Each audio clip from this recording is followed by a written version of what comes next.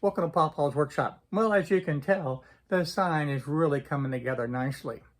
Now in this video, I'm working on the letters, and I wanted to be able to show you the importance of being able to test cut everything and make sure that it fits on the plans that I have, because this is a very unique sign to be able to match the plans that we have that we're working with, and it all has to work out. Tests are very, very important. The other thing that we're doing, I'm adding the keyhole slots into it, and I'm also cutting some very thin strips for that border. So let's get started. A day in the shop with Pawpaw in Pawpaw's Workshop. To support my channel, please go to patreon.com/Pawpaw's Workshop. In today's video, we're going to test carve the letters and do the final cut on the letters, keyhole slots, and more. The next step in making this sign is to be able to create these letters. I need numbskulls, and I also need the poker club done. Now these are going to be raised letters. So what I did now is I went in and looked for a font that would work, and I typed out several of them and let my son look, and he picked one font. So now we're going to test the carving of those. Now I picked out the font that he wanted to test, and I have it sized correctly according to the plans, and I'm going to cut on the outside. You'll also notice there are no tabs. I do not want tabs on this. I'm going to use the glue and tape method to be able to hold it down and try to make sure that these do not slide around at all. And the tape and the glue method will do that very, very well. Now I have just a scrap piece of the wood that I'm going to use. Is 10 by 18. There's plenty of room to be able to cut out these letters, and then I'm going to place them onto the sign and just see what it looks like.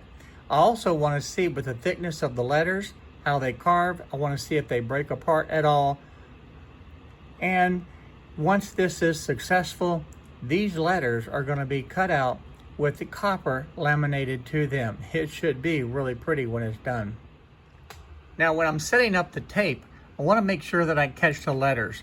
So the tape needs to be about 1 inch above the bottom. This one's going to need to be about 4 inches. And then this one will need to be about 8 inches.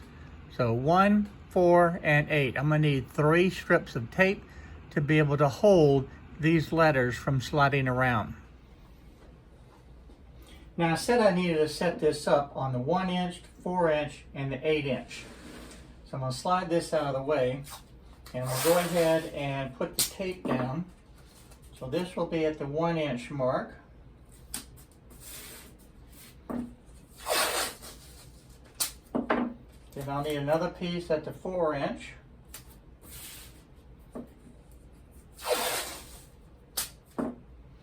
And another one at the 8 inch.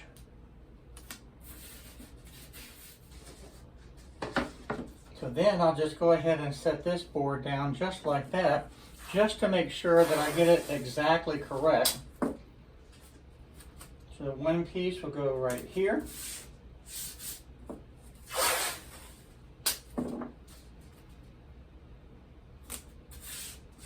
That's that one.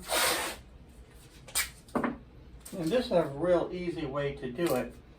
Be able to make sure that your tape's going to line up when you flip it over and put it in position.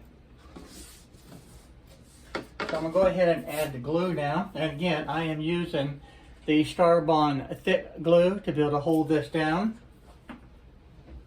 And all it takes is just 1 bead of glue on each of the pieces of tape.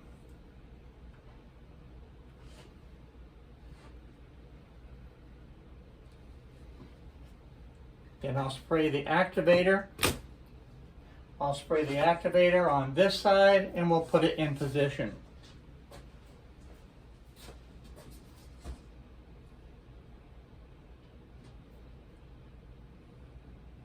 Now I have some lines on the table to help me align it so it remains square. Just push that in place, and we're ready to carve. Now I'm going through the homing cycle right now, and that will bring it down right down to this point.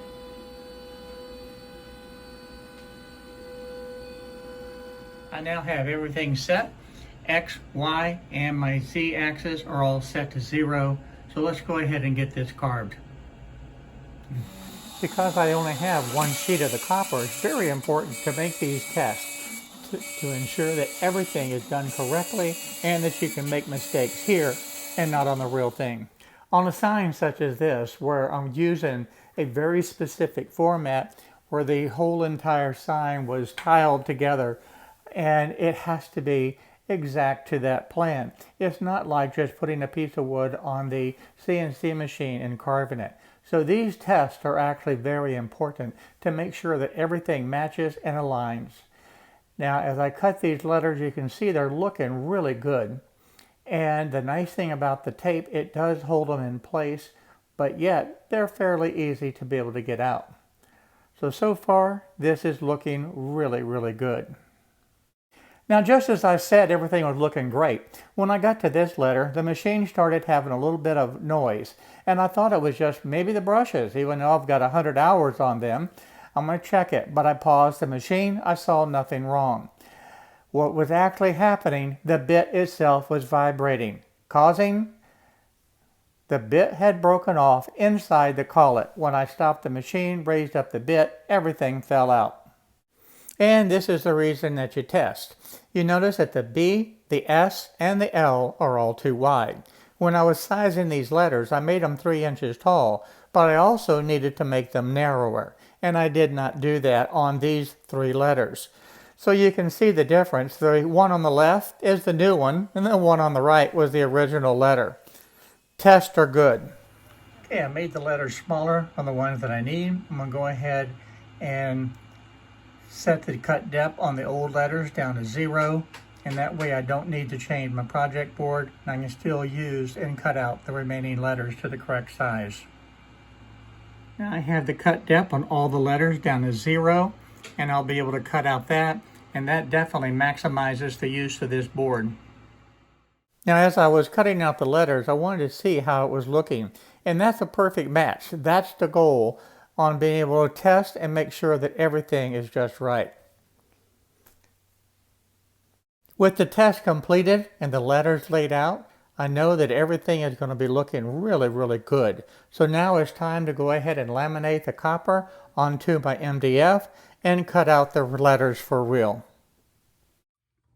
To laminate this copper sheet to the MDF, I'm using contact cement. Now this product is something where you absolutely must have a very well ventilated area. Now I'm using a very small amount to be able to laminate this copper, but the recommended way to be able to put the glue down is that you want to use a roller or a paintbrush, and since I'm using such a small amount, I'm just using an old gift card.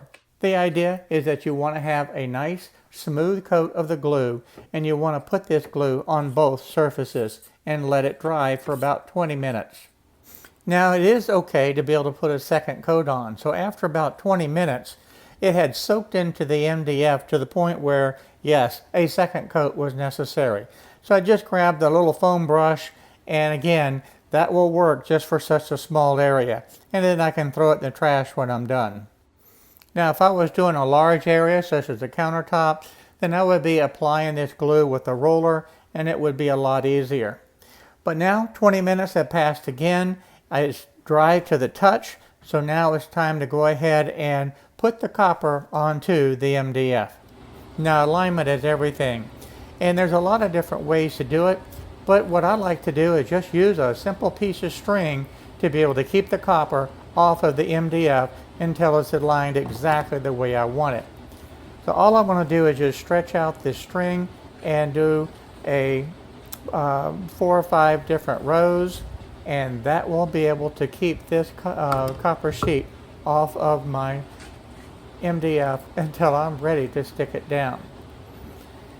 Now over the years, when I was laminating the countertops with the Formica type material, I used all different types of methods, including the string, to be able to apply it this way. But this allows me to get the alignment exactly the way I want it, and there's no mistakes, because once this sticks, there is no getting it off. So it has to be right the first time. And this is a real easy way to be able to do it, because now I can start pushing down on that one side, pull that string out, and start sealing it down in place. And as it sticks, like I said, it will not move. So I've got one more string to pull, and that will be it, and I have the perfect alignment. Now with the CNC machine, I have never carved using the metal before, so this is going to be a good experience. But this part, being able to apply it and make sure that it sticks well, is very, very important. Now I know also a lot of people will have a J-roller to be able to roll this down and make sure it's secured. Unfortunately, I don't have one any longer, so I'm just using this roller to be able to get it down as well as I can. And actually, you're going to see in a moment, there was one spot that I didn't quite get down secure enough. So you'll see that mistake and the remedy that I'm going to fix it. Okay, I have the copper sheet now all secured to my table, and again I'm using the glue and tape method to be able to hold it down. And the next thing I'm going to do is I'm going to carve this slowly, because this is a brand new test that I have never done. So let's go ahead and go through the homing cycle and start to carve. And we're going to carve just one letter to begin with, and I'm going to choose a hard letter. I'm going to choose the letter B and see how that goes. And if I have success, we will move on to the next letters. So I have everything now Z'd.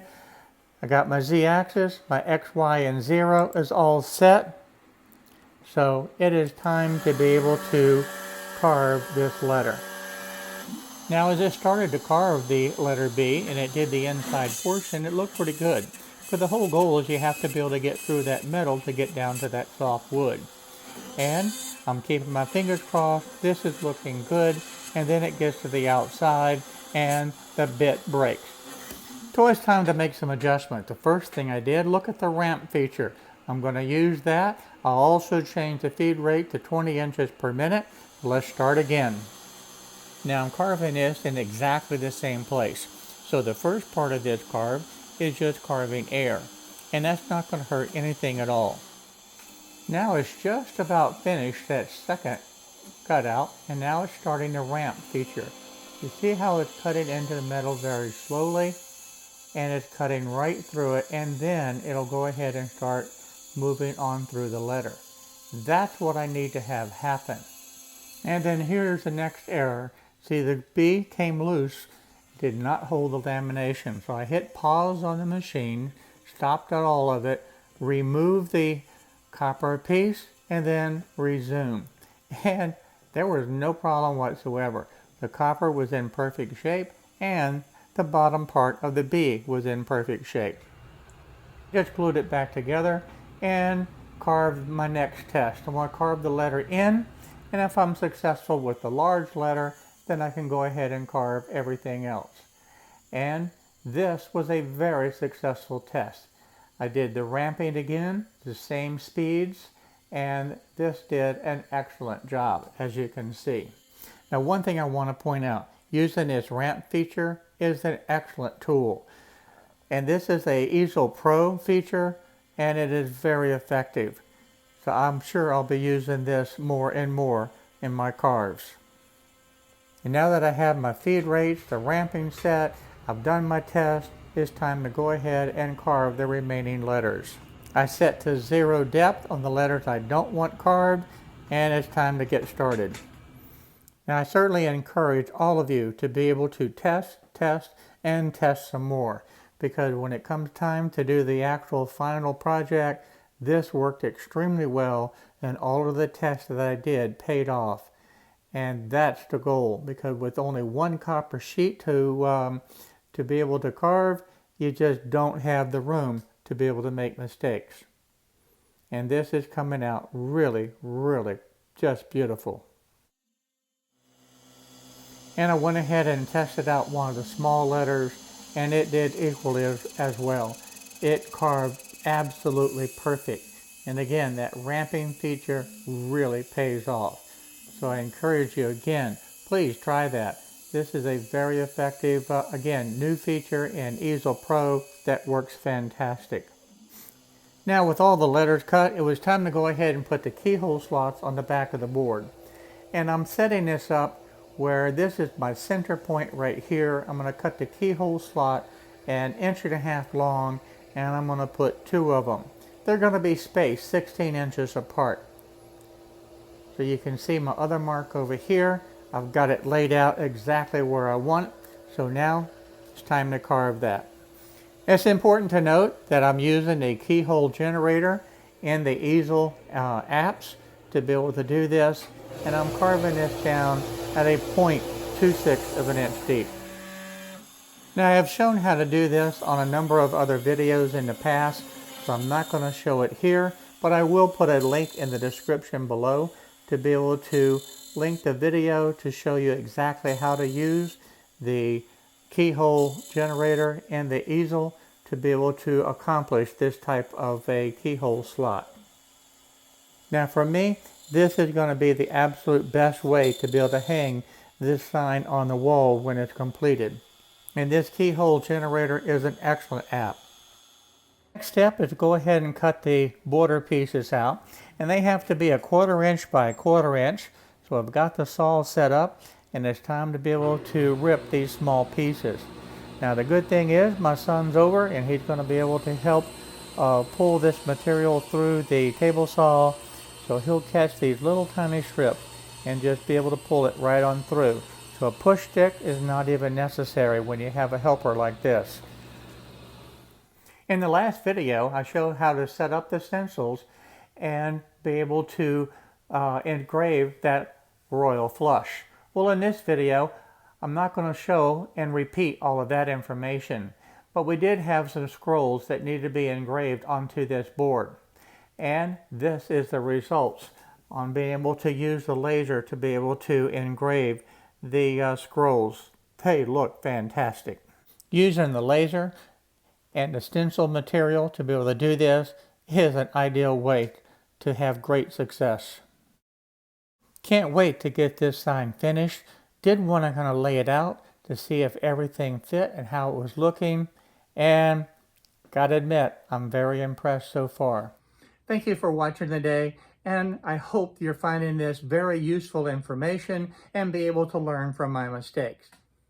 And if you find this information useful, please go ahead and hit the subscribe button and the little bell notification down next to it so that you'll be notified on the videos, because I really do need your help being able to do this, because the algorithms have changed and I am not getting the notifications out to everybody.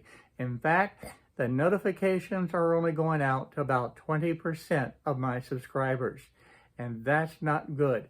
So I need your help to be able to subscribe, to be able to hit that like button and the notification down at the bottom, and then let me know in the comments if you're receiving the notifications.